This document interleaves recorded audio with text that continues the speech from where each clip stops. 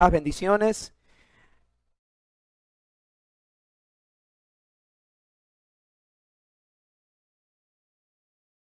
De conversiones verdaderas en el Nuevo Testamento. Hemos visto 5 conversiones verdaderas. Con esta que vemos hoy, la quinta. La conversión del etíope, la conversión de Cornelio, la conversión de Lidia, la conversión del carcelero de Filipos, y vamos a cerrar, mi hermano, con la conversión de Saulo, la conversión de Pablo. Así que vamos a buscar, por favor, en sus Biblias, vamos a buscar el pasaje con el cual vamos a trabajar. Vamos a leer Hechos, capítulo 9, y vamos a leer desde el versículo 3 al 9 para empezar. Aunque vamos a revisar gran parte del capítulo y otros más, vamos a iniciar la lectura bíblica con Hechos 9, capítulo 9, versículo 3 al 9.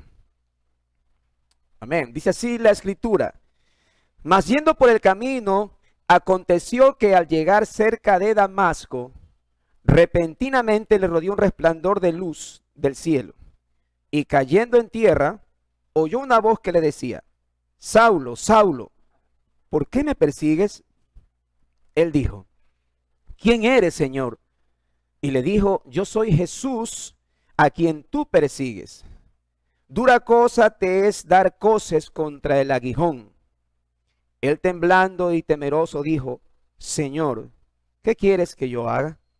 Y el Señor le dijo: levántate y entra en la ciudad, y se te dirá lo que debes hacer. Y los hombres que iban con Saulo se pararon atónitos, oyendo a la verdad la voz, mas sin ver a nadie. Entonces Saulo se levantó de tierra, y abriendo los ojos, no veía a nadie.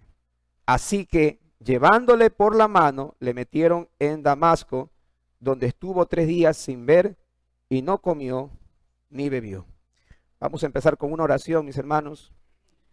Padre amado, gracias, Señor, mi Dios, por el tiempo que podemos pasar, mi Dios, en su palabra, revisando la escritura y siendo instruidos por ella, Señor.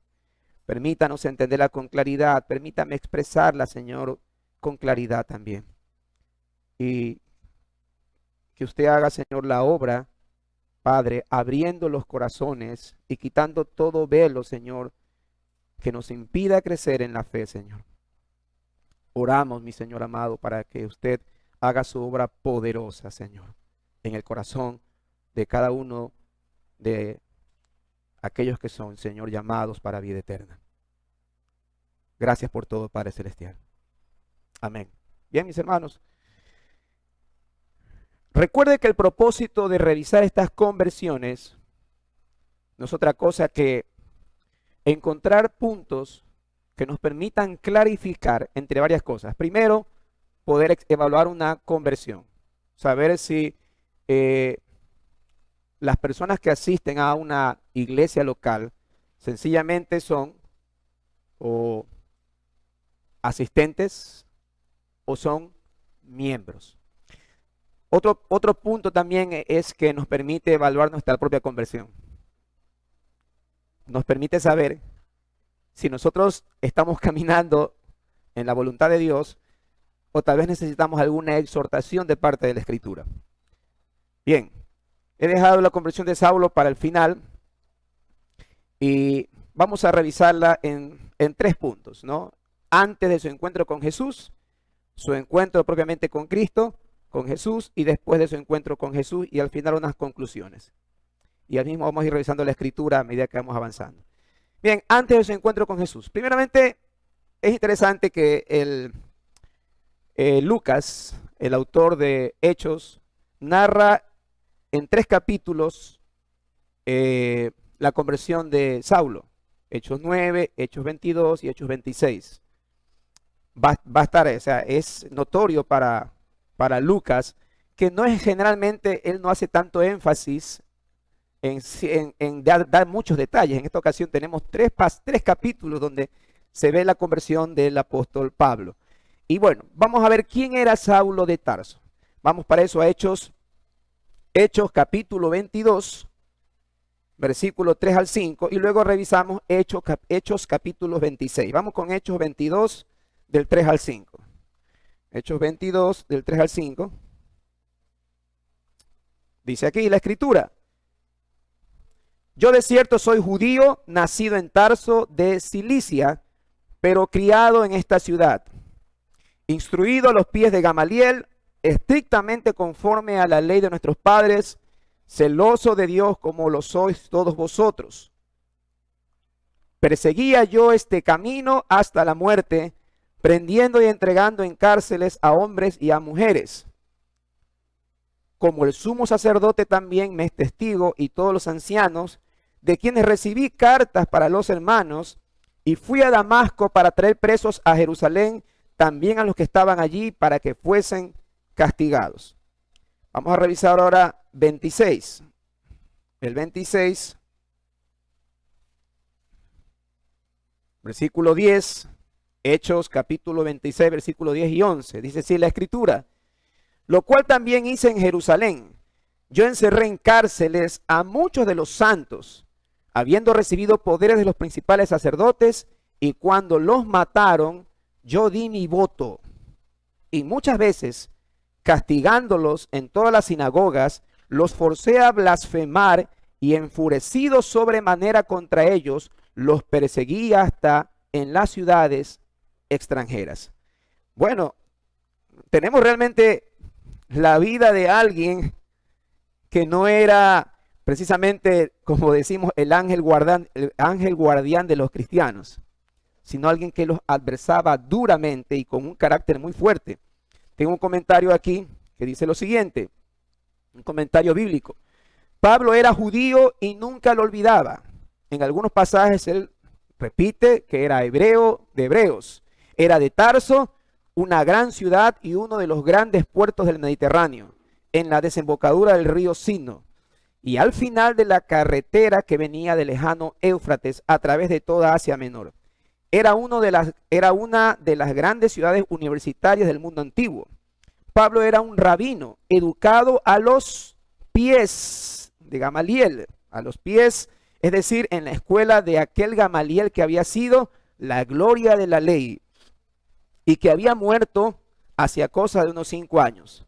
Había sido perseguidor del nuevo camino, movido por su celo por la religión tradicional de Israel. Entonces podemos ver aquí algunas cosas. Efectivamente, yo soy judío, nacido en Tarso, pero criado en esta ciudad, instruido a los pies de su maestro Gamaliel, pero era un fariseo, estrictamente conforme a la ley de nuestros padres, celoso de Dios. ¿Y qué también hacía él? Perseguía este camino. ¿A qué se refiere este camino? Obviamente a todos los que seguían o se profesaban ser discípulos de ¿quién? De Jesucristo. Perseguía este camino ¿hasta dónde? Hasta la muerte, prendiendo y entregando en cárceles a hombres y mujeres. ¿Y qué también hacía? Dice que también que pedía también cartas a los sumos sacerdotes para perseguirlos a donde estuviesen. No le daba pereza a Saulo pedir cartas para que poder ir a las sinagogas y con esa autoridad de los fariseos, de los maestros fariseos, poder perseguir ahí en esos lugares a los que seguían el camino, a los cristianos. Entonces, algunas preguntas que podemos hacernos para ir de acuerdo con el estudio. Ya tenemos una idea de quién era Saulo de Tarso. Si se da cuenta, vemos a alguien muy estrictamente celoso de la ley. ¿Qué daño hacía Saulo a los cristianos? Ya leímos algunas de esas cosas. Los perseguía, incluso mire en el capítulo 26, versículo 10, dice: encerré también en cárceles a muchos de los santos, habiendo recibido poder de los principales sacerdotes, y cuando los mataron, ¿qué hizo él? Él dio el voto para la muerte de muchos cristianos. Y dice, y castigándolos en todas las sinagogas, los forcé a que blasfemen en contra del nombre de Jesús. Actitud que, como ya vamos a ver, era muy determinante para él, porque ellos no blasfemaban, preferían morir diciendo que seguían a Cristo. Pero dice que los forzaba a blasfemar, y enfurecido en gran manera, porque a lo mejor no hacían lo que les pedía, los perseguía hasta las ciudades extranjeras. O sea, realmente era cosa seria el gran apóstol Pablo antes de convertirse al Señor. ¿Pensaba Saulo que rendía servicio a Dios? Esto es muy interesante porque nosotros podemos responder, claro, de una forma contundente, porque ya conocemos de alguna forma la historia del apóstol Pablo, pero si revisamos una vez más, incluso del versículo 9 del capítulo 26, dice: yo, Hechos 26:9, yo ciertamente había creído mi deber hacer muchas cosas contra el nombre de Jesús de Nazaret. Si se da cuenta, para él, o tal vez si lo buscamos en la Nueva Traducción Viviente, lo dice así: yo solía creer que mi obligación, observe, que mi obligación era hacer todo lo posible para oponerme al nombre de Jesús de Nazaret. Es decir, que en su mentalidad o en su forma de proceder, él pensaba que estaba haciendo lo correcto, que él estaba haciendo lo correcto. Y una cita más también tenemos ahí, Juan 16:2. Ya el Señor Jesucristo, en una ocasión, él pudo expresar esto: que aquellos que profesan su fe y son sus discípulos, dice, los expulsarán de las sinagogas, y llegará el tiempo en que quienes los maten pensarán que están haciendo un servicio santo para Dios, como estaba pasando con Saulo. Y obviamente, mi hermano, en todo el tiempo de la Reforma, de la Edad Media, esto se cumplía, literalmente se cumplía. Mucha gente mataba a protestantes pensando que de esa manera hacían un servicio santo para Dios. Un ejemplo de eso son las inquisiciones de la Edad Media. Muchos morían, y las personas que lo hacían pensaban que rendían servicio a Dios. Entonces, ¿pensaba Saulo que rendía servicio a Dios? Desde su punto de vista, él pensaba que sí. Él decía sí, era su forma, su celo, su forma como expresaba su celo por la ley y guardar las estrictas ordenanzas de la ley de Moisés. ¿Qué pensaba Saulo de Jesús? Y vamos a leer, en este caso, Hechos capítulo 8. Vamos al capítulo 8 y al versículo 1. Perdón, Hechos 8:1.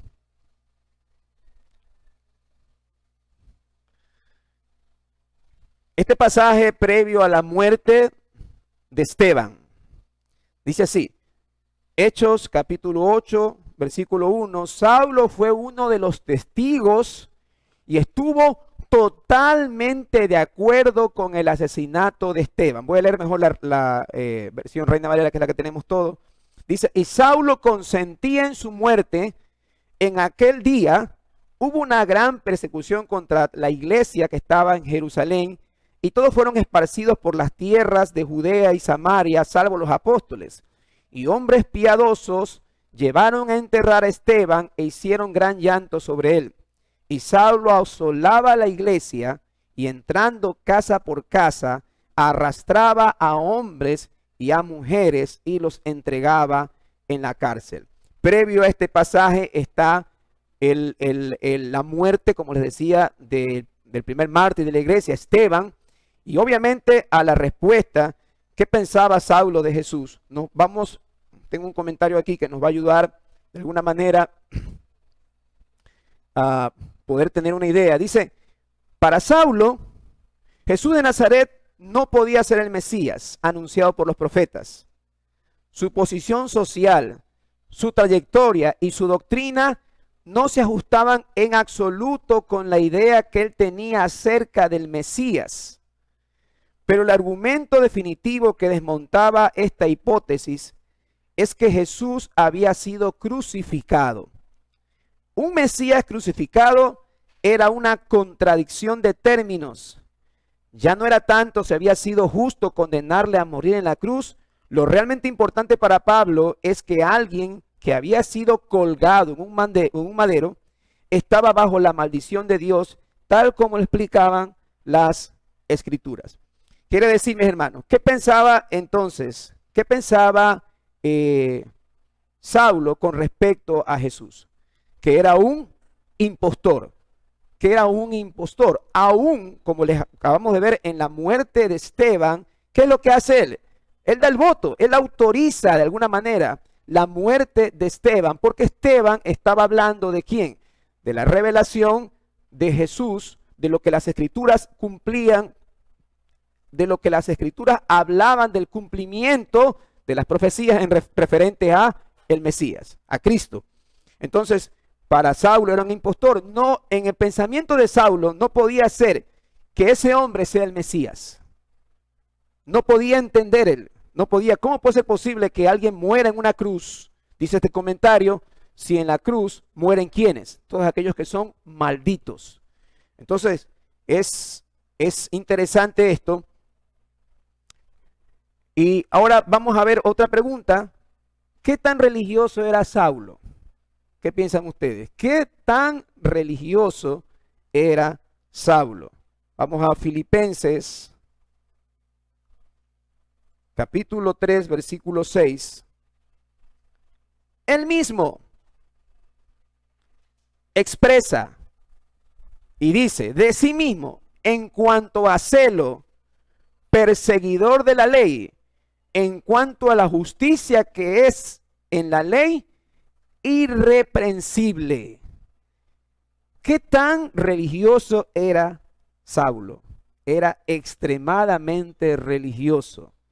Pero hay una diferencia. Es como que ahora cuando nosotros encontramos a alguien que está en otra religión o practica otra religión y qué sé yo, pienso tal vez en los católicos romanos.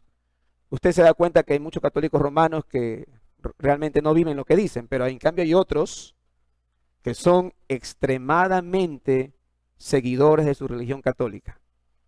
Muy celosos, muy celosos. Usted los ve haciendo sus novenas, haciendo sus rezos, hermano, yendo a las misas. O sea, más o menos Saulo era así. O sea, había en ese tiempo fariseos, pero no practicaban realmente. Pero si hablamos de Saulo, él mismo dice celo en cuanto al celo perseguidor y en cuanto a la justicia que es en la ley irreprensible.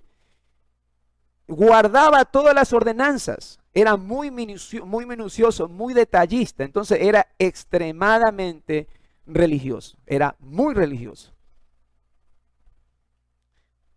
Dice aquí este comentario. Pablo nunca rindió servicio mediocre a Dios, ni antes ni después de su conversión. Como fariseo era celoso, un partidario tenaz. Fue el instigador principal de la persecución que hubo con motivos de Esteban. Otros fariseos creían que la iglesia de Cristo era una herejía, pero no poseían el celo de Pablo. Había consecuencia entre su creencia y su conducta. Él creía que los cristianos eran enemigos de Dios y trataba de acabar con ellos. Demostrar celo por Dios es digno de alabanza. Un buen ejemplo es Fines en Números. El ejemplo perfecto es Cristo.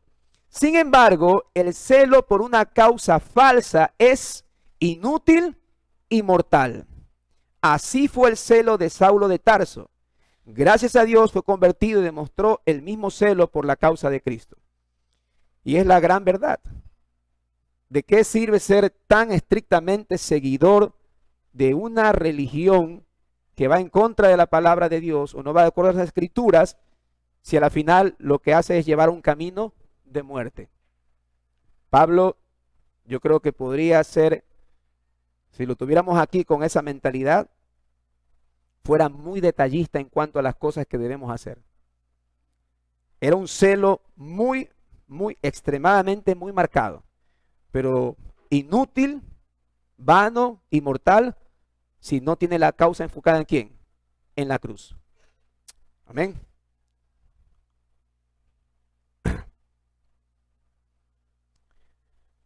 ¿A qué persona necesitaba conocer Saulo para encontrar a Dios? Yo quiero que piensen por un momento en todo lo que acontecía en ese tiempo en Jerusalén. Mientras se desarrollaban los últimos momentos en que Jesús se acercaba al martirio de la cruz. Saulo definitivamente debe haber estado empapado de todos estos eventos que sucedían. Y el ver crucificado al Señor, y después de eso, en Hechos 2, tener a 3,000 seguidores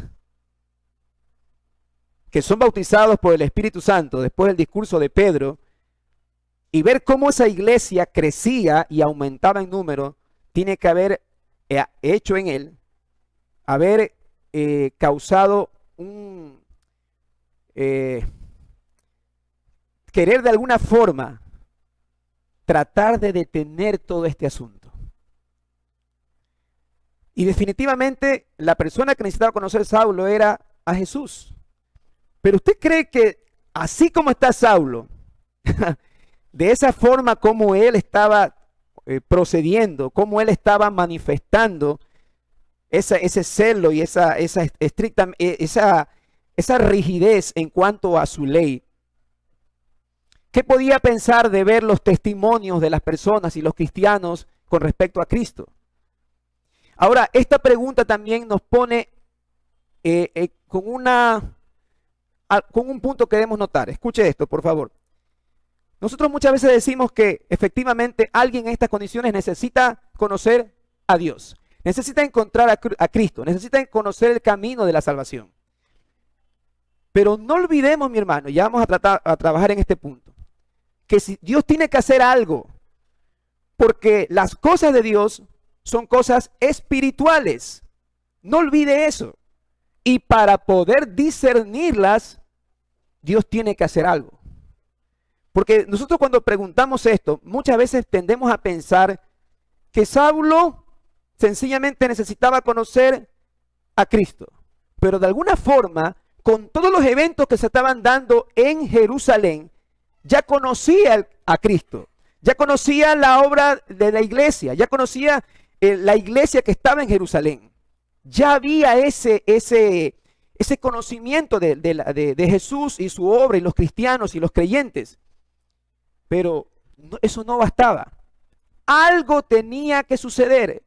Algo tenía Dios que hacer. Y eso lo vamos a tratar en el siguiente punto. Entonces, esa era la perspectiva de Saulo antes de su encuentro con Jesús. Algo que es importante también notar, no todos estamos muchas veces en esta normativa en cuanto a la salvación de Saulo. Dios nos llama, en el caso de Saulo, Dios lo llama ¿para qué? Para convertirlo en ¿quién? En el apóstol de los gentiles. Ninguno de nosotros ha recibido ese llamado, pero aún no siendo así, mi hermano, la evidencia que él va a mostrar en cuanto a su salvación sí es aplicable a nosotros, en cuanto a lo que va a manifestar. Vamos con la segunda parte ahora, su encuentro con Jesús. Bien, ya sabemos quién es Saulo, sabemos que es celoso de la ley, perseguidor, les gustaba encerrar a los cristianos, incluso con su voto aprobaba la muerte de muchos de ellos. Pero ¿qué sucede en el capítulo 9? Vamos a leer desde el versículo 1. ¿Hacia dónde se dirigía Saulo y con qué propósito? Bien, vamos entonces a Hechos 9, versículo 1. Dice, Saulo, respirando aún amenazas de muerte contra los discípulos del Señor, vino al sumo sacerdote. ¿Qué es eso de respirando amenazas de muerte? Es que efectivamente previo, en el capítulo 8, nosotros tenemos la obra que hace el Espíritu Santo y también tenemos, obviamente, cuando Saulo consentía la muerte de ¿quién? De Esteban. Entonces, aún respirando amenazas de muerte contra los discípulos, vino el sumo sacerdote y pidió cartas para las sinagogas de Damasco, a fin de que, si hallase algunos hombres o mujeres de este camino, los trajese presos a Jerusalén. Bien, entonces, ¿hacia dónde se dirigía Saulo? En Hechos 9, ¿hacia dónde? ¿A dónde se dirigía? Léalo, vamos a ver. Pidió cartas para irse ¿a dónde? A Damasco. ¿Sabe que entre Jerusalén y Damasco hay una, más o menos una distancia de casi 200 kilómetros? Más o menos que se dice más allá de, dice de Guayaquil, un poco más allá de Salinas, son como, mucho más allá, porque para ir a la península desde Guayaquil son como 160 y pico kilómetros. Y a pie, mi hermano. ¿Usted se imagina ese hombre, el celo que tenía, respirando una amenaza de muerte? Pide cartas para las sinagogas de Damasco, a fin de que si hallase hombres o mujeres de este camino, hablando de los cristianos, los trajese presos a Jerusalén. Bien, ¿qué sucedió en el versículo 3 a 5? ¿A quién encontró impactantemente en este camino? Vamos a leer, versículo 3 al 5. Más yendo por el camino, observe, aconteció que al llegar cerca de Damasco, repentinamente le rodeó un resplandor de luz del cielo, y cayendo en tierra, oyó una voz que le decía: Saulo, Saulo, ¿por qué me persigues? Él dijo: ¿quién eres, Señor? Y le dijo: yo soy Jesús, a quien tú persigues.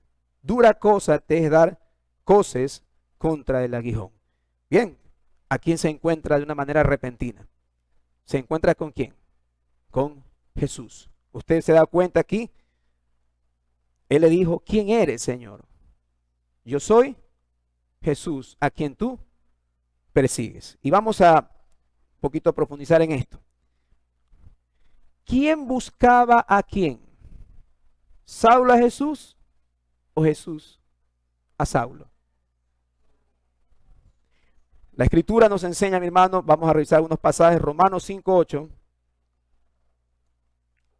Romanos 5:8. Mas Dios muestra su amor para con nosotros, en que siendo aún pecadores, Cristo murió por nosotros. Primera de Juan 4:10. Primera de Juan 4:10. El apóstol Juan en su carta primera dice así: en esto consiste el amor, no en que nosotros hayamos amado a Dios, sino en que Él nos amó a nosotros y envió a su Hijo en propiciación por nuestros pecados. Y una cita más, segunda de Corintios 4:6.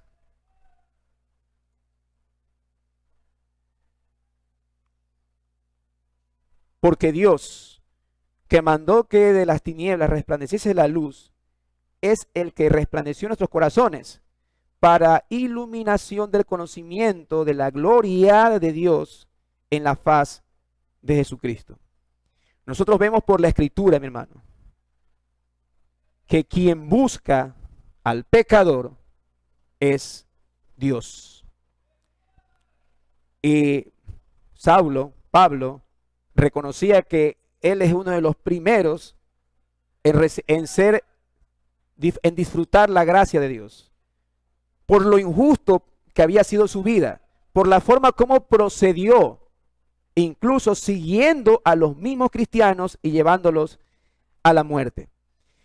Esto debe estar claro en nosotros porque en todas las conversiones que hemos visto, incluso en esta de Pablo, vamos a ver que Dios es quien toma la iniciativa. Es decir, en mi conversión, en su conversión, en la conversión de todo creyente auténtico, es Dios quien toma la iniciativa. Sabe que al principio parece como que nosotros lo buscamos a Dios, pero cuando llegamos y contemplamos su gracia, su majestad, contemplamos su propósito, su obra, su llamado, nos damos cuenta que nosotros no podíamos acercarnos si es que Él no se acerca a nosotros primero, si es que Él no nos busca primero. ¿Por qué sencilla razón? Y ya lo voy a, una vez más, Primera de Corintios 2, 14 y 15.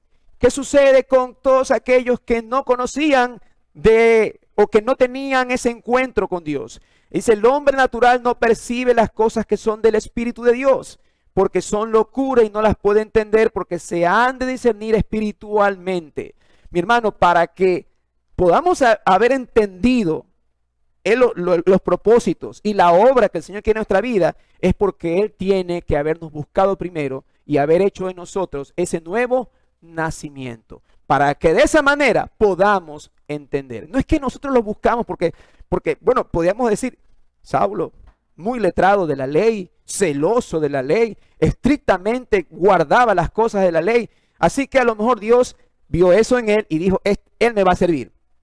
Eso no enseña la Escritura. Podríamos llegar a pensar en eso. Podríamos llegar a pensar que Dios lo buscó a él. ¿Por qué?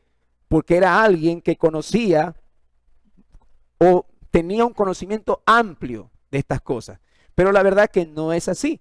Porque incluso el mismo apóstol Pablo tiene todas estas cosas. Él habla en Filipenses, dice muy claramente que todas estas cosas, hebreo de hebreo, fariseo de fariseo, etcétera, etcétera, etcétera, para mí son como nada, como estiércol. Para mí todo esto de aquí es como basura. Pero bueno, ya vamos a profundizar eso un poquito más. ¿Queda claro en todo eso? ¿Queda claro entonces? Quien nos busca, es nuestro Dios. Ahora, ¿fue obligado, manipulada la conversión de Saulo? ¿Por qué podemos llegar a pensar eso también? Tengo un comentario aquí. Cuando el Señor se apareció a Saulo, no se le impuso ni le manipuló para que hipnóticamente tomara decisiones contra su voluntad. Notamos que a lo largo de todo el encuentro con el Señor, Saulo era capaz de hablar y discutir con total normalidad. El Señor le hizo una pregunta muy incisiva. ¿Por qué me persigues? Con la que apeló al intelecto, a la razón y a la conciencia. Y Saulo contestó de una forma racional, consciente y libre con otras dos preguntas. ¿Quién eres, Señor? ¿Qué quieres que yo haga? Observemos detenidamente, mire. Estamos en Hechos 9. Dice. Yendo por el camino, aconteció que al llegar cerca de Damasco, repentinamente le rodeó un resplandor de luz del cielo. Primeramente, es interesante que la luz más fuerte, esta luz era más fuerte que la luz del sol, propiamente dicho. Ahora es interesante también que Saulo, como conocedor de la ley, este hecho le pudo evocar cuando en el Antiguo Testamento Dios aparecía con toda su gloria por medio de la Shekinah. Algunos comentaristas hablan con respecto a esto, porque ¿usted se imagina ver una luz más fuerte que la del sol? Y dice que repentinamente le rodeó el resplandor de luz del cielo, cayó en tierra. Muchos lo ponen que cayó de un caballo, otros que estaba sin caballo. La cosa es que él cayó en tierra y oyó una voz que le decía, y usted se da cuenta, Saulo, Saulo, ¿por qué me persigues? ¿Sabe qué? Esa voz le habla personalmente a él. Él no habla a todo el grupo que venía. A él le dice, ¿por qué me persigues? Y usted va a ver aquí que en ningún momento Dios o el Señor está tratando de manipular de alguna manera su respuesta. Le pregunta, ¿por qué me persigues? Ahora él responde, ¿quién eres, Señor? Y esta palabra, Señor, es literalmente del griego kurios. De alguna forma, Saulo, para que responda Señor, sabiendo que era celoso de la ley, sabiendo que era estrictamente con respecto a las cosas de la ley, muy guardador de las cosas de la ley, ¿a quién le podía decir Señor Saulo? ¿Solamente a quién? A Dios. Solamente a Dios le podía decir Señor. ¿Quién eres, Señor? Y le dijo, yo soy, y esto es precioso, yo soy ¿quién? Jesús, a quien tú persigues. Soy Jesús.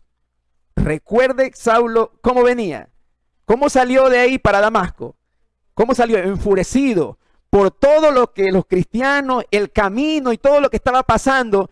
y considerando que Jesús para él era un impostor. Sin embargo, cuando tiene ese diálogo, Dios le dice, yo soy Jesús, a quien tú persigues. Dice que él temblando y temeroso, ¿qué quieres que yo haga? El Señor le dijo, levántate y entra en la ciudad. Entonces usted ve que en ningún momento Dios está tal vez llevándolo a que él responda de una manera manipulada. Dios sencillamente le está preguntando. Y él obviamente responde, ¿quién eres, Señor? ¿Y qué quieres luego que yo haga? Amén. Entonces, ahora, en la respuesta que da Saulo, vamos a ver, perdón, en la respuesta que le da en el versículo 9, dice, ¿quién eres, Señor? Y le dijo, yo soy Jesús a quien tú persigues. Dura cosa te es dar coces contra el aguijón.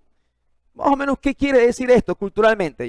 Yo creo que si lo pasamos a nuestro lenguaje, es como que quieras tumbar una pared con tu cabeza, más o menos. Para que tengas una idea. Tenemos aquí algo para entenderlo. Eso de dar cosas contra el aguijón, culturalmente habla de un artefacto, una especie de espuelón que usaban aquellos que estaban arando la tierra, y obviamente cuando el buey era un poco insujeto a lo que le ordenaba aquel que estaba arando, él usaba una especie de espuelón y obviamente el buey comenzaba a dar de patadas. Pero lo que sucede aquí es que el buey se hacía daño con el espuelón, pero esa era la manera con la que era enseñado. De alguna manera, ¿qué es lo que está diciendo? ¿Qué es lo que está diciendo el Señor con respecto a la vida, a lo que estaba pasando Pablo en este momento? Bien, ¿cuáles eran esos aguijones? Porque es interesante conocer que algunas cosas de las que previamente Pablo vivió eran esos aguijones. Por ejemplo, su propia conciencia, como ya lo vimos en Filipenses 3:6. Deje recordarme un ratito. Filipenses 3:6 dice, en cuanto a celo perseguidor de la iglesia, en cuanto a la justicia que es de la ley irreprensible. Es decir, que su propia conciencia, esa forma tan estricta de guardar la ley y el celo que sentía, era para él un aguijón, pese a todas las evidencias que había con respecto a los discípulos de Cristo. Otro aguijón, la propia existencia de la iglesia. El Señor dijo claramente en Mateo que las puertas del infierno no prevalecerán contra la iglesia. Cuando Cristo muere, en Hechos 2 aparece una iglesia y aparecen 3,000. Y luego más adelante en Hechos 5,000 más se convierten. Y eso comienza a crecer. ¿Usted no cree que de alguna manera Pablo, viendo todo eso, no era como aquel buey que estaba golpeando contra el aguijón? Y a pesar de que se hacía daño, no se daba cuenta lo que Dios estaba obrando. ¿Qué más era ese aguijón para Pablo? El mensaje de Esteban. Observemos Hechos 7:51. Hechos 7:51. Nosotros tenemos aquí el primer mártir de la iglesia. Y él, frente a todos los fariseos, a todos los ancianos de la ley, él comienza a hacer una defensa.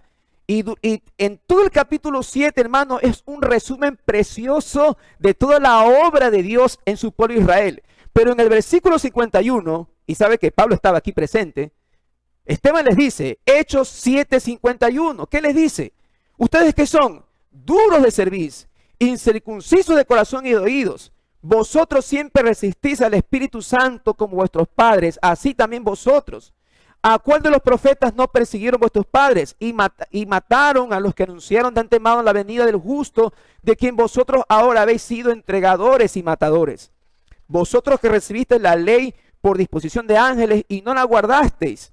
Y el 15:54, que oyendo estas cosas se enfurecían en sus corazones y crujían los dientes contra él.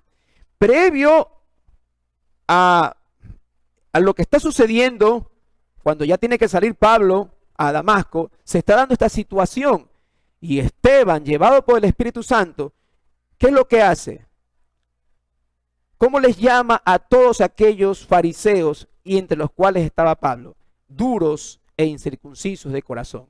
Entonces tenemos a un Pablo ahí golpeando el aguijón, dando dura cosa te dar cosas contra el aguijón. Está ahí pateando como el buey, haciéndose daño, pero ahí estaba Pablo, ahí estaba Saulo. Entonces el mensaje de Esteban era otro de esos aguijones con los cuales Pablo se estaba haciendo daño. Y asimismo la muerte de Esteban. Miren el versículo 55, Hechos 7:55, dice: pero Esteban, lleno del Espíritu Santo, puesto los ojos en el cielo, vio la gloria de Dios y a Jesús, a quien que estaba a la diestra de Dios.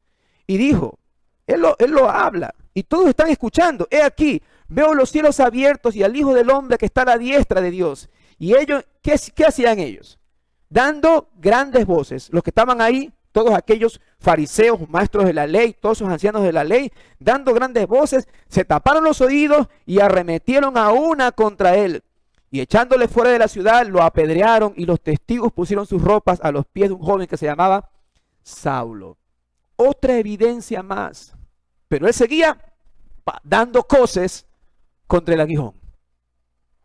Seguía haciéndolo. Escuchó el testimonio de Esteban y la forma como muere Esteban. Y mire que mientras Esteban muere, y Saulo estaba viendo eso, dice: Señor, no le tomes en cuenta este pecado, y habiendo hecho esto, durmió. Está viendo un hombre de Dios. Yo pensaba, cuando estudiaba esta parte de aquí, pensaba en que la muerte de Esteban tuvo que haber sido de gran impacto para la vida de Saulo. Pero su religiosidad era demasiado grande, era demasiado extrema. Pero yo estoy más que seguro, no están en las escrituras, pero podemos llegar a pensar que todo esto daba vueltas en la cabeza de ¿quién?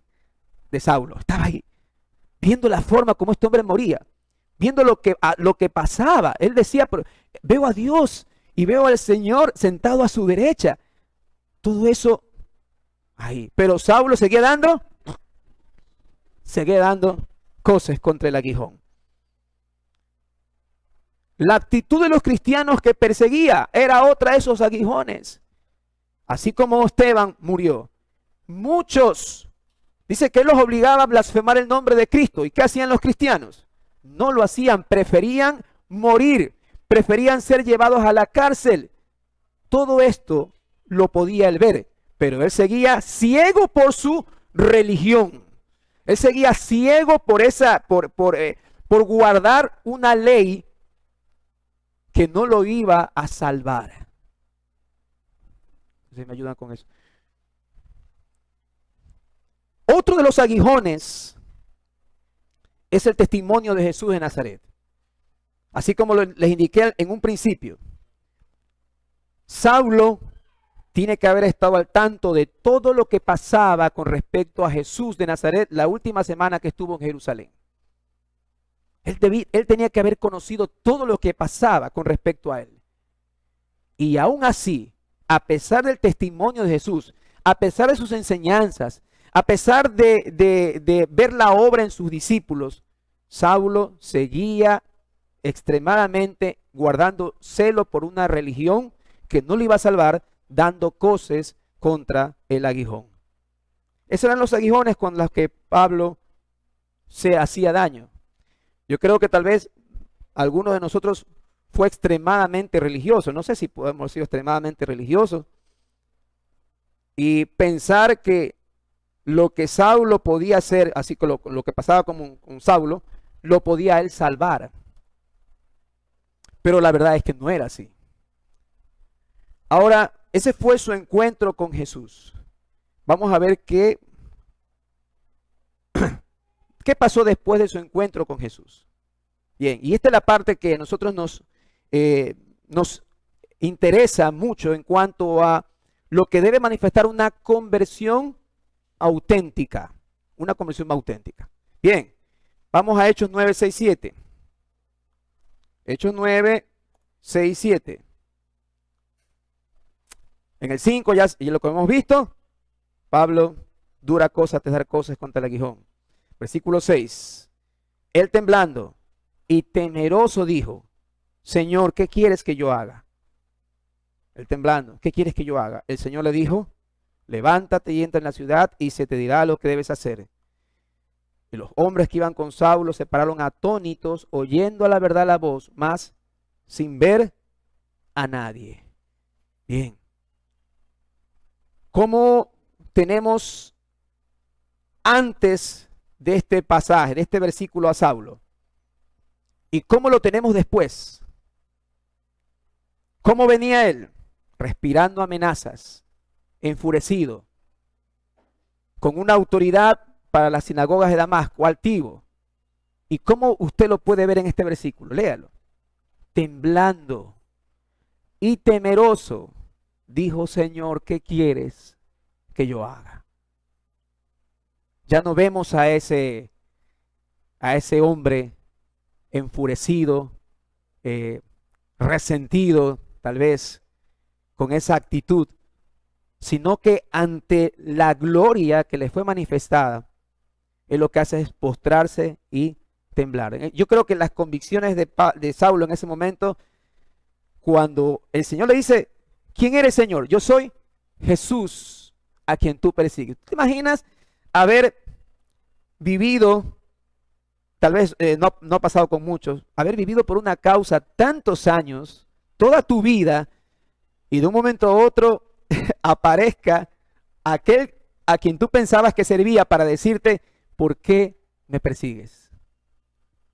¿Por qué me persigues? Miren la luz, por favor, que no. ¿Por qué me persigues? Eso lo lleva a caer temblando y temeroso y sencillamente decir, ¿qué quieres que yo haga, Señor? ¿Qué quieres que yo haga? Venía altivo y ahora ¿cómo estaba? Ciego. Cambia de actitud, temblando y temeroso, y después, y vamos a ver también obediencia, pero en el versículo también 8 dice que entonces Saulo se levantó de tierra y abriendo los ojos no veía a nadie, así que llevándole por la mano le metieron en Damasco. Es decir, quedó también ciego. Ya estaba humillado, confundido, destruido en sus convicciones. Y aparte de eso, tenían que cogerlo de la mano para poderlo llevar, porque no podía ver. ¿Sí se da cuenta todo lo que está pasando después? En el versículo 9, observe, dice, lo llevaron a Damasco, le metieron en Damasco, donde estuvo 3 días sin ver y no comió ni bebió. Esos 3 días, yo creo que fueron claves para la vida de Saulo. No vemos todavía ese énfasis en otras conversiones cuando aquellos que son convertidos manifiestan gozo y alegría. Todavía no vemos eso en Saulo. Vemos un tiempo de 3 días donde él no hizo otra cosa sino que pasar, me imagino yo, en oración delante de Dios y en ayuno. No comió ni bebió nada. Porque él necesitaba, y ese fue un tiempo clave para él. Yo quiero que usted vaya pensando, mire, y que vaya comparando alguna vez, tal vez nuestras propias conversiones y las conversiones de todos aquellos hermanos que deben profesar una fe cristiana dentro de una iglesia local. Usted se da cuenta de aquí, de lo que es la oración y disciplinas como el ayuno. El hermano Luis Falqués habló con respecto a la oración y dijo que es una evidencia muy clara de una vida transformada. Dios estaba obrando en este hombre y él necesitaba ese tiempo de oración. Ahora imaginémonos cualquiera de nosotros delante de Dios. ¿Qué tiempo pasamos nosotros en oración? Buscando la voluntad de Dios. ¿Cuánto tiempo invertimos en la oración? ¿Hay algo que tiene más tiempo que eso? ¿Sabe qué es, mi hermano? Si su tiempo de oración es muy poco o es escaso, oiga, confróntese con esta conversión o con lo que hemos visto, porque a lo mejor usted no ha nacido de nuevo. Y se lo digo con todo mi corazón, se lo digo. Mire, en todos los ejemplos de las conversiones vamos a ver nosotros la respuesta en cuanto a la obediencia, en cuanto a decir al Señor qué necesitas aquí en el caso de Saulo, qué debo de hacer, qué tengo que hacer. Y vemos este tiempo de oración. Eso debe confrontarnos con nuestra vida espiritual. ¿Qué es lo que estamos haciendo? Vemos entonces un cambio radical y una ausencia de gozo por la oración en la que estaba el tiempo de oración y ayuno de 3 días que estaba pasando Saulo. Pero también vemos otra cosa. Vamos a ver que Dios no deja las cosas así. No es que Saulo se queda ahí solito. No, algo pasa. Y yo sé que él tenía un llamado para el apostolado. No todos tenemos ese llamado para ser apóstoles. Pero Dios sí obra en nosotros de otra manera. Vamos a ver aquí que él no es llevado donde los apóstoles, sino que viene alguien de la misma ciudad que se llama Ananías. ¿Con qué propósito? De la instrucción y del bautizo. Vamos a leer en Hechos 9, en el versículo 10, que es el que nos toca. Dice, había entonces en Damasco un discípulo llamado Ananías, a quien el Señor dijo en visión a Ananías, y él respondió, heme aquí. Versículo 11. El Señor le dijo, levántate y ve a la calle que se llama derecha y busca en casa de Judas a uno llamado Saulo de Tarso, porque aquí él, ¿qué está haciendo él? Está orando. ¿Sí se da cuenta? Está orando, mi hermano. No hay otra cosa mejor que la oración para buscar los propósitos de Dios. Y ha visto en visión a un varón llamado Ananías que entra y le pone las manos encima para que recobre la vista. Entonces Ananías, y yo creo válido el reclamo que le hace Ananías al Señor. Señor, dice, he oído de muchos acerca de este hombre, cuántos males ha hecho a tus santos en Jerusalén, y aún aquí tiene autoridad, versículo 14, de los principales sacerdotes para prender a todos los que invocan tu nombre. Es decir, Señor, tú me estás enviando donde están los lobos. Y el Señor le responde en el versículo 15, ve porque instrumento escogido me es este, para llevar mi nombre en presencia de los gentiles, de los reyes y los hijos de Israel. ¿Sabe que cuando yo leía esto, yo decía, Señor, a veces a nosotros como iglesia se nos hace tan difícil hablar muchas veces con las personas que conocemos, nuestras amistades, decir que somos cristianos, que somos creyentes, pero Dios iba a llevar a este hombre frente a los gentiles, frente a autoridades, reyes, frente a los mismos hijos de Israel. Y él dice, instrumento escogido me es este. La pregunta es, ¿somos instrumentos escogidos por Dios? Dios nos ha escogido, tal vez no en la misma amplitud del ministerio de Pablo. O quién sabe, mi hermano, no podemos nosotros decir que aquí haya personas que vayan a evangelizar, misioneros. Pero el Señor le dice, ese instrumento escogido por mí. Yo te pregunto en esta mañana, ¿tú te consideras un instrumento escogido por Dios? Y tú vas a decir sí a lo mejor, pero antes de que digas sí, por favor, examina tu propia conversión a la luz de la Escritura. Porque si hay cosas tan sencillas como pertenecer a una iglesia local, porque el propósito de estas enseñanzas es que tengamos un poquito más amplio el hecho de por qué debemos pertenecer a una iglesia local. A la verdad, muchos sencillamente lo que son es sencillamente, mi hermano, asistentes a la iglesia. Y otros son miembros. Los miembros tienen compromisos. Los miembros van a entender el lenguaje de la responsabilidad. Los miembros van a buscar de Dios. Los miembros no van a hacer, voy a decirlo así como nosotros decimos culturalmente, no se van a hacer los locos, sino que van a asumir su deseo, su responsabilidad. Y yo tengo que hablarles de estas cosas, mis hermanos, de una manera general para exhortarlos y tal vez de otra forma particular. Lo voy a hacer, lo tengo que hacer. Porque usted se está engañando a sí mismo. Si yo no se lo digo, usted se está engañando. Usted es quien se engaña. Y piensa que está rindiendo servicio a Dios cuando la verdad a lo mejor no lo está haciendo. Y está viviendo sencillamente es una religiosidad de la cual necesita salir con urgencia. Porque no ha tenido ese encuentro personal con Jesús. Porque si hubiera tenido un encuentro personal con Jesús, la respuesta fuera otra. fuera otra, mi hermano. Y yo tengo que decirles estas verdades. Yo tengo que decirle con respecto a su vida espiritual, porque si no, ¿quién lo va a hacer? ¿Quién lo va a hacer?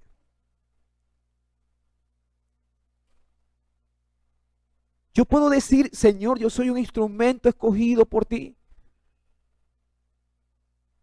Yo puedo decir que tal vez llevar el nombre, no tal vez en presencia de reyes, pero sí a donde usted me envíe, Señor. A las personas que tengo más cerca, en mi trabajo, en mi universidad. La gente sabe que soy creyente, la gente sabe que soy cristiano. Y si soy cristiano, ¿qué tan cristiano soy?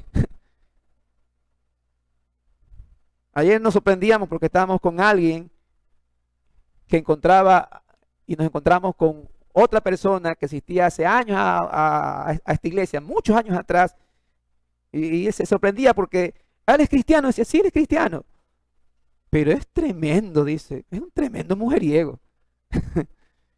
O sea, yo puedo decir que soy cristiano, pero mis actos, mis hechos, dan evidencia de que realmente lo soy.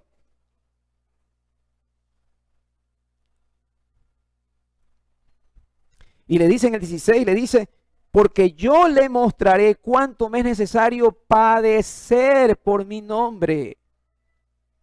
Padecer. Y muchos todavía piensan que el cristianismo es algo de estatus. El cristianismo es algo like. El cristianismo es algo de temporada, de la época, de la clase.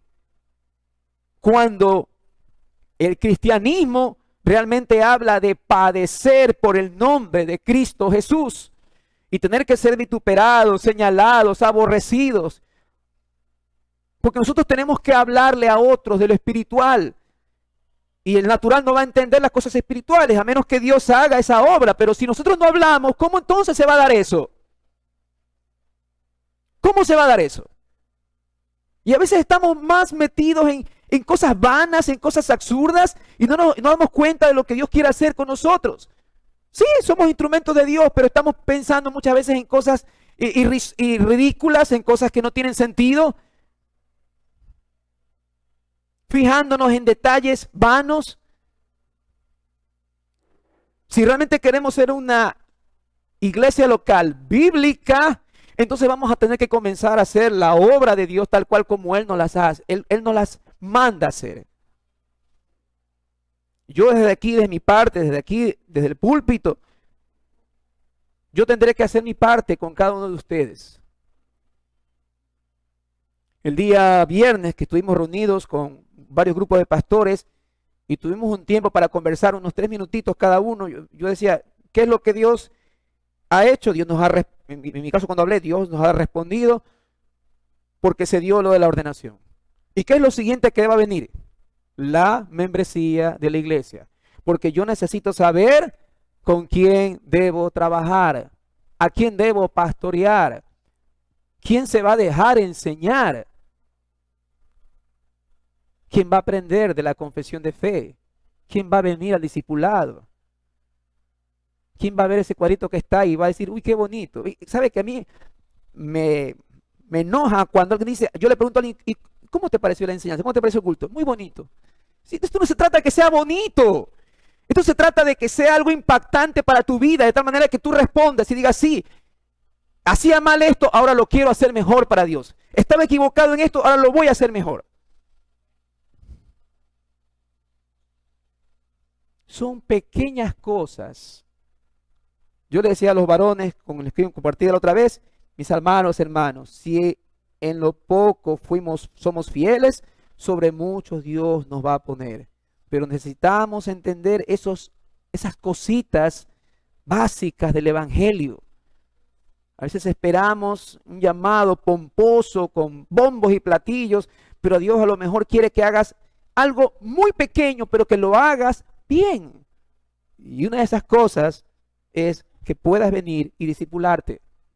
Y deja a un lado, por favor, la pereza, deja a un lado cualquier otro compromiso, por favor, y ven a discipularte, porque como vamos a ver, es una parte esencial. ¿Cuál es el propósito de Ananías aquí? El Señor le dice, anda, él será un instrumento escogido.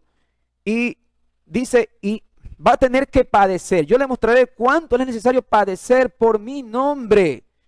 ¿Qué hace Ananías? Ananías obedece porque es un hombre de Dios. Ananías entró en casa poniéndole sobre las manos, dijo, hermano Saulo, el Señor Jesús que te apareció en el camino por donde venías, me ha enviado para que recibas la vista y seas lleno del Espíritu Santo.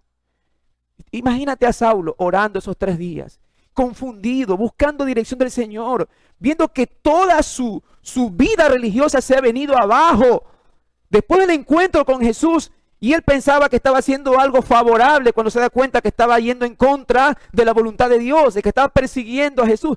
Y tú te imaginas guardar algo con tanto amor y celo y luego darte cuenta que estás yendo del otro lado. Va y le imponen las manos. Versículo 18, al momento le cayeron los ojos al momento le cayeron de los ojos como escamas y recibió al instante la vista. ¿Y qué hace? ¿Y qué hace? Se levanta y ¿qué? Es bautizado. Es bautizado. Yo recordaba hace varios años cómo queríamos convencer a los que no se querían bautizar, pero estaban en la iglesia. Bautízate. No, que no es ya el tiempo. Ahora tengo clara la película. Si no se quiere bautizar es porque no ha nacido de nuevo, sencillamente. Y tiene que ser enseñado todavía. Estamos ahí dándole, y muchas veces cometimos errores, desaciertos en cuanto a tal vez bautizar a alguien que no tiene que ser bautizado todavía. O ser más minuciosos en cuanto a la vida espiritual que una persona estaba profesando. Una cosa es decir que soy cristiano y otra cosa es mostrar que soy cristiano por las evidencias que debe haber en mi vida. Versículo 19, Hechos 9:19.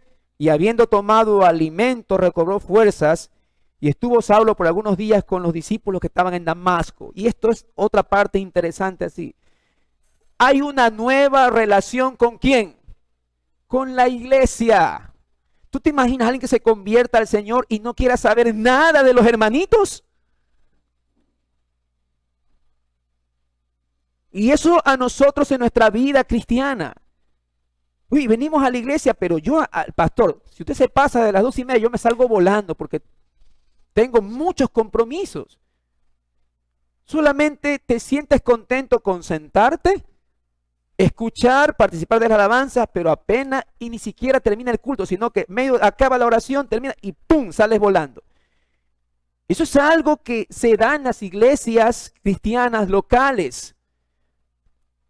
No hay ese deseo de pertenecer, de koinonizar, de compartir, de pertenecer a ese grupo. Si ese deseo no lo hay en tu vida, piensa una vez más sobre tu conversión. Porque aquel que ha nacido de nuevo va a desear pertenecer a una iglesia local, a un cuerpo de creyentes. Él estuvo aquí por algunos días con los que estaban en Damasco. ¿Usted te imagina qué pudo haber pasado esos días con Saulo? Hablando, mostrando, ya con la claridad, el nuevo nacimiento. Ahora sí, ya entiendo claro, ya tengo clara la película. Y yo hacía esto de acá, pero el Señor se apareció. Bendita la gracia de mi Dios que me llamó. Y ahora puedo ver y testificar y testificar. Y ahí estaba con los discípulos en Damasco, perteneciendo a ese grupo, teniendo coinonía con ellos, compartía con ellos, perseveraban en la doctrina de los apóstoles, como dice Hechos 2.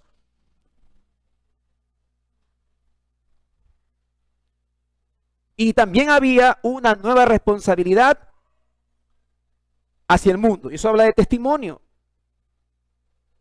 Dice que enseguida predicaba a Cristo en las sinagogas diciendo que este era el Hijo de Dios. ¡Wow! Y todos, ¿qué dice? Estaban ahí, atónitos. Y decían, ¿cómo este de aquí? Este no era el borracho ese que estaba ahí insultando, no es este que golpeaba a la esposa, no era este de aquí que blasfemaba y decía malas palabras, no es este que era el mujeriego, no es este que era el idólatra y ahora habla del Señor abiertamente de su de su religión cristiana. Y wow, o sea, era impactante. Y en el caso de Saulo, todos atónitos. Y claro, no era este el que asolaba en Jerusalén a los que invocaban este nombre, y vino acá para eso. Y míralo, ahí está. Ahí está. Para llevarlos presos ante los principales sacerdotes. Pero Saulo mucho más se esforzaba y confundía a los judíos que moraban en Damasco, demostrando que Jesús era el Cristo. Recuerda que había sido instruido a los pies de Gamaliel. Conocía la ley mosaica, la conocía muy bien, muy bien. Pero ahora que tenía claro el camino de la cruz, mi hermano, yo creo que él podía tranquilamente argumentar y buscar. Aquí dice la Escritura esto sobre Jesús, acá habla sobre el Mesías, acá habla sobre... Y confundía a todos los judíos, todos confundidos. Pero él se esforzaba. ¿Tú te esfuerzas por crecer en tu santificación? Sí, pastor, pero nunca te veo en discipulado. ¿Cómo dice que te esfuerzas entonces? Yo leo la Biblia, pero está bien por tu devocional, pero yo no te veo en la iglesia. No participas de la comunión de los santos. ¿Sabes qué? Verifica o evalúa tu conversión. Porque si tu conversión es genuina, oye, esto se debe de ver a leguas. Tu servicio, tu disposición, la prioridad por las cosas de Dios. Yo le he dicho muchas veces, sí, es verdad, puede ser que estés trabajando, puede ser que tengas que trabajar y tal vez no haya otra forma de convencer a tu jefe, pero por lo menos inténtalo. ¿Sabe qué, mi jefe? Usted me conoce, yo trabajo súper que chévere, pero sabe que los domingos yo hago tal cosa. Por lo menos inténtalo. Si no se da, no importa. Yo te puedo comprender si no puedes estar aquí. Pero una cosa es que falte de vez en cuando y otra cosa es que vengas de vez en cuando. Son cosas que se ven en la vida de un cristiano que ha sido regenerado, que ha sido convertido por la palabra de Dios. Entonces todo eso se ve después de su encuentro con Jesús. Vemos claramente la nueva relación con la iglesia y la nueva responsabilidad que tiene hacia el mundo en cuanto al testimonio, en cuanto a testificar. Y para cerrar, mis hermanos, unas cuantas conclusiones aquí. Prácticamente cerramos con esto los ejemplos de conversiones en el Nuevo Testamento. Número 1, la conversión se produce como consecuencia de una iniciativa divina. Es decir, que si tenemos la certeza de que somos nueva criatura en el Señor, que las cosas viejas pasaron y todas son hechas nuevas, y que he nacido de nuevo, y que puedo entender lo espiritual, no es porque yo lo busqué a Él, sino porque Él me buscó a mí. A pesar de mi pecado, de mi inmoralidad, a pesar de todo lo que puede haber hecho, Él tomó la iniciativa sobre mi vida. 2, hay un encuentro personal con Cristo. Es que si no lo hay, entonces, ¿qué evidencia vas a dar? ¿Y cómo se dio ese encuentro personal? Si en el caso de Saulo apareció, era necesario porque para ser un apóstol tenía que haber visto al Señor Jesucristo, y es más, el Señor Jesús a él lo envía. Por eso es diferente, a menos que tú seas apóstol, que el Señor se te haya aparecido y te haya dicho, te quiero. Eso habría que probarlo por las Escrituras, pero las Escrituras ya están cerradas, el canon, los libros están cerrados, y todo lo que Dios tenía que habernos dicho, ya nos lo ha dicho. Así que no esperes escuchar una voz, sencillamente ¿qué tienes que hacer? Leer la palabra de Dios y buscar el propósito de Dios. Cuando tú lees la Escritura, ¿vas o no vas a tener un encuentro personal con Jesús? ¿Tú qué crees? Claro que sí. Claro que sí. Pablo se rindió al señorío de Cristo.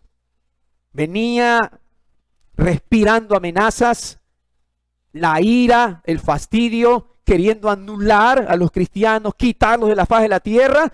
Pero una vez que se encontró con Cristo Jesús, se rindió a su señorío. Señor, ¿qué quieres que yo haga?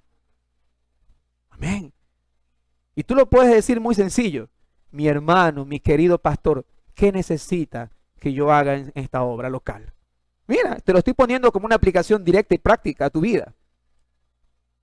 No, el pastor ya sabe. No, yo no sé nada. Yo no sé nada, mientras tú no me digas, yo no sé nada.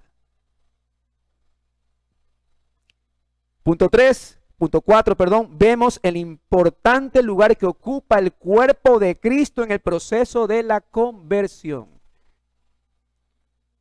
Este cuerpo local de creyentes.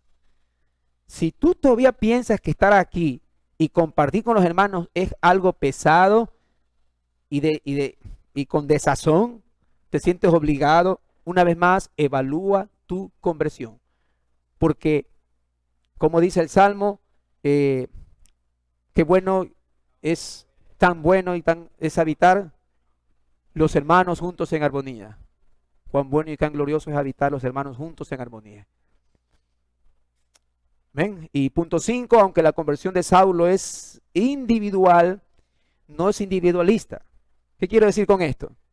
Que va a afectar, mi hermano, a todo el cuerpo de creyentes. A todo el cuerpo de creyentes. Es decir, que el Señor trabaja contigo de forma individual, pero toda la iglesia local va a ser afectada. Toda la iglesia local. Amén. Cerramos con esto las conversiones. 5 ejemplos de conversiones auténticas, verdaderas. Espero que cada conversión, mi hermano, pueda hacer crecer tu vida espiritual, tu santificación. El propósito de esto ha sido darnos un preámbulo para la membresía de la iglesia, que es lo próximo que vamos a ver. Vamos a orar. Padre amado, Señor, gracias